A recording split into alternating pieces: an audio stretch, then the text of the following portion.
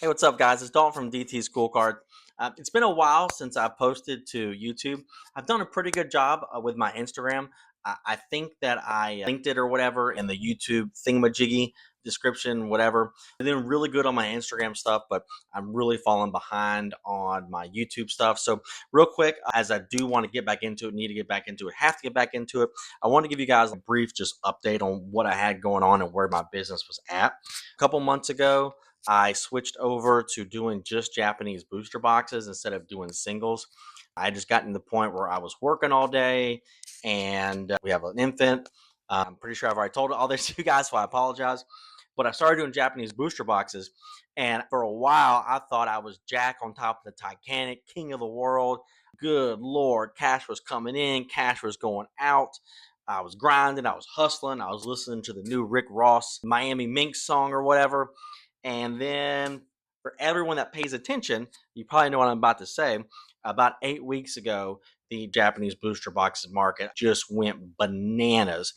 Put things in perspective, Mega Dream is 125 right now. In a couple of days, there's probably going to be a buyout on it, just like there was a buyout on Prismatic ETBs today, but it's going to skyrocket if there is a buyout. Hopefully, that doesn't happen and prices go back down to normal. One of the huge selling points of Japanese is just the price. Me as an individual, I think that Japanese is a superior product to English, just for just a different reasons. But just for right now, we can say just because of the availability and the price of it is so much better than English. But 8 weeks ago, apparently the Japanese Yakuza went in and started laundering money and brought up all the product. I don't know if that's true or not, but that's one of the theories. There's definitely some funny business going on. China is taking product, resealing it, a lot of fake stuff going out. That I do know. But no matter what, there is some kind of supply and demand issue that is causing prices just go bananas. Right now, my replacement cost on Mega Dream is $130, and like I just said, it's Mega Dream is 125 right now on TCG Player. It's going to go up because there's a bunch of lower listings. So I'm sure at the end of the week it'll probably be 135, 140. But yeah, it's just crazy. I would say a month and a half ago, 2 months ago, I was selling, or at least I was buying a Mega Dream for $74. So it's just been wild. But with all that, there's been some good and some bad. Like I said, for the most part, I would say sales were not what they were from business to customer, or from business to customer. Business to customer has slowed down significantly. Whereas when I first started doing this, business to customer was my bread and butter. Like I said, it's an easy product to sell. I love talking about Pokemon. I love meeting people. I love talking shop. So everything worked out really good. I will say though, as much as my business to customer has slowed down, my business to business has skyrocketed. Even last week, just in business, I did about 7,000 in sales off of two sales.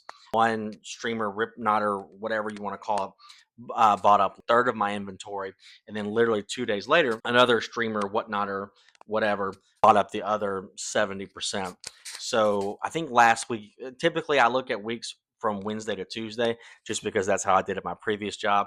In sales, I did over 13,000, but I spent 12,600 on inventory, something like that. So, like I said, business to customer slowed down, business to business has picked up. For the most part, I'm dwindling out most of my singles. I just don't have a lot anymore. I think I looked at my inventory on TCG Player the other day. On T on TCG Player the other day. I just yelled at my dogs. I got to edit that out. But on TCG Player, I think my inventory is worth about 8 grand ish. But that's super top heavy with just a few items. I'd have to double check what they are. But what I'm going to do now, I'm still not going to do collections. When I tell you guys I am done with collections, I don't want any part of them. I'm sure I'll be singing a different tune next week. I'm like, oh, collections, guys, let's go back to collections. I'd probably change up my business model about once a week, once every week. Can we take a second to just check out anyone that sells Pokemon cards or has any kind of trading card business? Your office is always going to look like a natural disaster. I'm naturally a messy, disorganized person. Naturally, that's one of the reasons I got away from bulk. But you're selling cards. If you're slinging cardboard, if your office is just complete trash. But so I'm going to try to hold off on collections. There's just too many variables that go into it. It's not necessarily sustainable. And especially when the market is booming like this, it's more advantageous to the seller than to the buyer.